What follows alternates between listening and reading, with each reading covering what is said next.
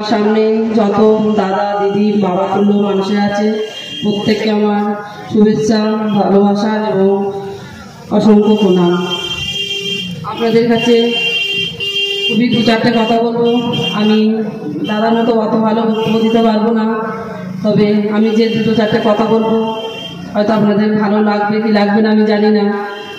আমি সামান্য একটা সন্দেশখালীর একজন গ্রাম্য ঘরের গরিব ঘরের মেয়ে, তাই অত ভালো রাজনীতি হিসেবে বক্তব্য দিতে পারবো না। যতটুকু বলবো আপনাদের ভালো লাগতেও পারে নাও লাগতেও পারে, ক্ষমা করবেন।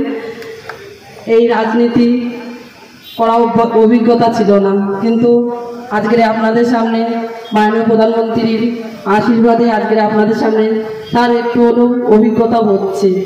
তাই আজকের যে সন্দেশখালী আন্দোলন থেকে উঠে আসা আজকের এই সন্দেশখালীর মা বোনেদের হয়ে আজকের মা বোনেদের মুখ হিসেবে আমাকে আজকের মাননীয় প্রধানমন্ত্রী আজকের এই বসিরহাট লোকসভা পরের বোনটিকে প্রার্থী করেছেন মাননীয় প্রধানমন্ত্রী।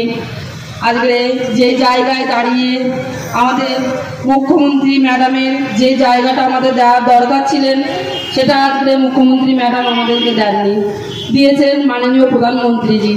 আজকে সেই প্রধানমন্ত্রীজি আমাদের মাথায় ভগবান হিসেবে আমাদের হাত রেখেছেন।